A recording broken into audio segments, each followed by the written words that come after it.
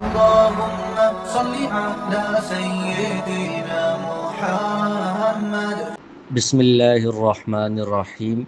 نحمده ونصلی علی رسولہ الکریم۔ المجاز المرسل، تو پیچھے بتایا تھا کہ مجاز کی دو قسمیں ہیں، ایک مجاز مرسل ہے اور ایک استعارہ ہے۔ مجاز مرسل وہ ہوتا ہے کہ جس میں اصلی معنی اور جو دوسرا معنی ہوتا ہے جس میں وہ استعمال ہو رہا ہوتا ہے ان کے درمیان آپس میں جو علاقہ ہے، تعلق ہے، وہ تشبیہ والا نہیں ہے، کوئی اور تعلق ہے آپس میں جس کی وجہ سے اصلی معنی سے ہٹ کر وہ دوسرے معنی میں استعمال ہو رہا ہوتا ہے، تو اس کو مجاز مرسل کہا جاتا ہے۔ تو وہ کون سے ایسے علاقہ ہوتا ہے، مطلب کون سا تعلق ہوتا ہے آپس میں معنی اصلی کا اور غیر اصلی کا، جس کی وجہ سے کوئی لفظ اصلی معنی کو چھوڑ کر غیر اصلی میں استعمال ہو رہا ہوتا ہے، وہ کبھی سبب والا تعلق ہوتا ہے، کبھی مسبب والا تعلق ہوتا ہے، کبھی کلیت والا، کبھی جزیت والا، اس طرح اور مختلف ایسے تعلقات ہوتے ہیں جن کی بنیاد معنی مراد لیا جا رہا ہوتا ہے۔ تو اس میں بتا رہے ہیں کہ منہا ان علاقات میں سے ایک یہ ہے العلاقۃ المسببیہ، کہ یہ سببیہ ہے، پہلا سببیہ ہے، دوسرا آگے مسببیہ ہوگا۔ پہلا سببیہ ہے، اس میں پہلے بھی مثال گزری ہے، رعین الغیث، کہ ہم نے بارش کی دیکھ بھال کی، اس کا خیال رکھا۔ تو غیث تو مطر بارش کو کہتے ہیں، بارش کی تو رعایت نہیں رکھی جاتی، دیکھ بھال نہیں کی جاتی، بلکہ وہ جو بارش کے سبب سے اگنے والی فصل ہے اس فصل کی دیکھ بھال کی جاتی ہے، اور وہ المرعا، اس کی رعایت رکھی جاتی ہے، اس کا بندوبست حفاظت کی جاتی ہے۔ یہاں پر سبب بارش ہے اور جو مسبب ہے وہ زرع کھیتی ہے، تو سبب بولا گیا ہے اور مراد مسبب لیا گیا ہے، کھیتی مراد لی گئی ہے، ان کے درمیان آپس میں سبب والا تعلق ہے۔ اور حس اور عقل دونوں یہاں پر اصلی معنی، حقیقی معنی مراد لینے کا انکار کر رہے ہیں، یعنی انسان کی عقل بھی مانتی ہے کہ کوئی بندہ بارش کی تو رعایت نہیں رکھتا، خیال نہیں رکھتا، ظاہر ہے بارش مراد نہیں ہے یہاں پر حقیقی معنی، بلکہ بارش سے جو اگنے والی فصل ہے اس کی رعایت رکھی جائے گی، اس کا خیال کیا جائے گا۔ اور محسوس بھی یہی ہوتا ہے کہ بارش کا تو کوئی بندہ انتظام نہیں کر سکتا، بارش سے اگنے والی جو فصل ہے اس کا لوگ انتظام کر رہے ہوتے ہیں، ہمیں نظر آ رہا ہوتا ہے، محسوس ہو رہا ہوتا ہے۔ دوسرا علاقہ ہے مسببیت والا، کہ مسبب بول کر سبب مراد لیا جائے۔ اس کی مثال ہے قرآن کریم میں، جیسے پہلے بھی گزرا ہے، کہ جو لوگ یتیموں کا مال کھاتے ہیں تو یأکلون فی بطونہم نارا، کہ وہ اپنے پیٹ کے اندر آگ ڈال رہے ہیں، آگ کھا رہے ہیں۔ تو آگ جو ہے وہ مسبب ہے، اور سبب کیا ہے؟ یتیم کا مال کھانا، حرام مال کھانا۔ تو یہاں پر آگ تو وہ نہیں کھا رہے حقیقت میں، یہاں پر حقیقی معنی مراد نہیں ہے، بلکہ آگ کا جو سبب ہے یتیم کا مال یا حرام مال وہ کھا رہے ہیں، تو مسبب بول کر سبب مراد لیا ہے۔ کہتے ہیں کہ فَإِنَّهُمْ لَمْ يَأْكُلُوا النَّارَ ابتداءً، شروع میں تو وہ آگ نہیں کھاتے، بلکہ شروع میں تو وہ مال حرام کھا رہے ہیں، وہ مال حرام سبب ہے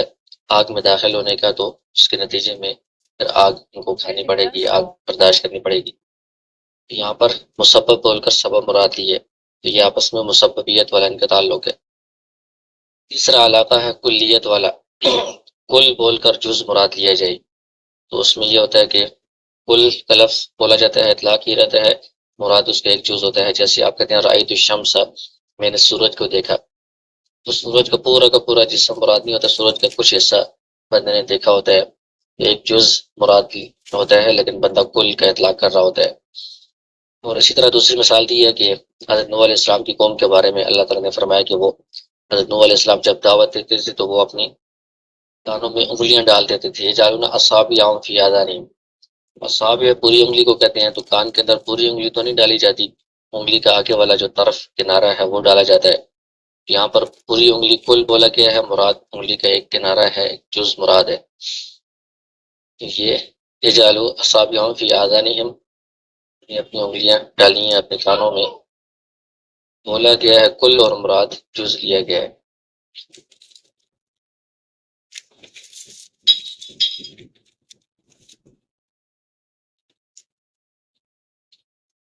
یہ کلیت والا علاقہ ہے، تعلق ہے اس کا۔ چوتھا علاقہ ہے جزیت والا، کہ جز بول کر کل مراد لیا جائے، یہ تیسرے کا الٹ ہے۔ جیسے مثال دی کہ آئین بولا جاتا ہے جاسوس کے اوپر، جاسوس تو پورا انسان ہے، آئین جو ہے نا وہ آنکھ اس کا ایک جز ہے۔ جب آئین بولا جاتا ہے تو اس سے پورا کل انسان، پورا جاسوس مراد لیا جاتا ہے، کیونکہ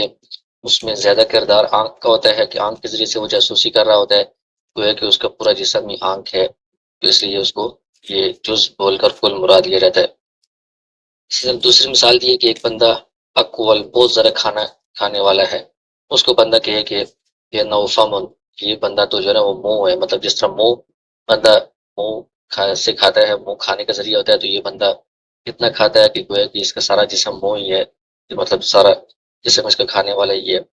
تو یہ فامن جز بول کر پورا انسان مراد لیے ہے۔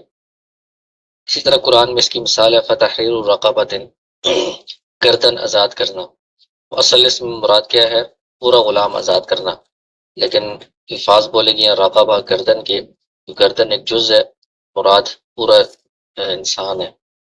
تو اس جز کو پورے انسان کے لیے کیوں استعمال کیا جا رہا ہے؟ کیونکہ یہ ایسا جز ہے البارز، جو بالکل واضح ہے اور اہم جز ہے،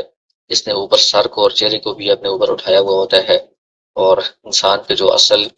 اعضاء ہیں وہ سر اور چہرے کے اندر ہی ہوتے ہیں،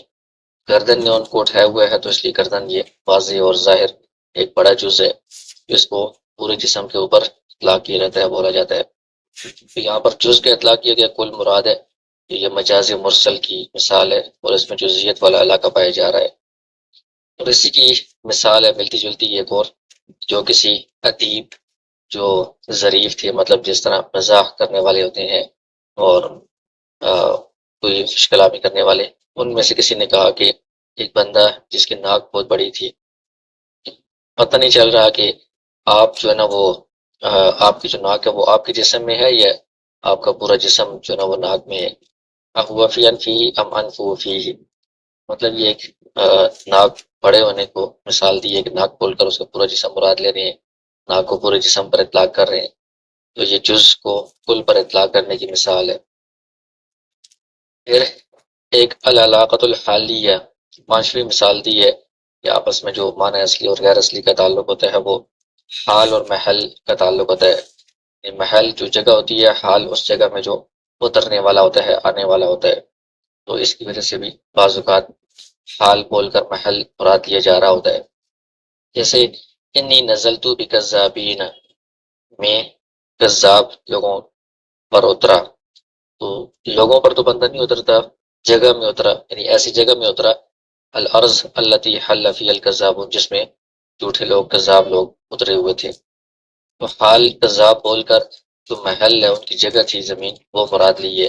تو یہ حالیت والا تعلق ہے اس میں معنی اصلی اور غیر اصلی میں۔ ضعیفہم عن القراء وعن الترحال محدود، یہ ایسے جھوٹے لوگ تھے جن کے پاس میں اترا کہ ان کا اگر کوئی بندہ مہمان بنتا ہے تو وہ مہمان نوازی سے اور پوچھ کرنے سے محدود ہو جاتا ہے، مطلب نہ اس کی مہمان نوازی کی جاتی ہے، اور نہ وہاں سے وہ کسی اور جگہ رحلت کر سکتا ہے، سفر کر سکتا ہے۔ بہرحال یہاں پر اس نے کذاب کے پاس اترنا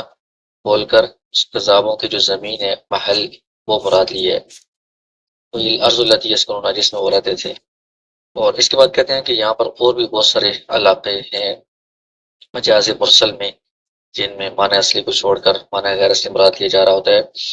تو ان کو ہم یہاں پر سب کو ذکر نہیں کر رہے۔ یہ جو مجاز کی قسم ہے، مجاز مرسل، یہ تفنن فی الاسلوب کی ایک نوع ہے، ایک قسم ہے، یعنی جب کلام بندہ کر رہا ہوتا ہے تو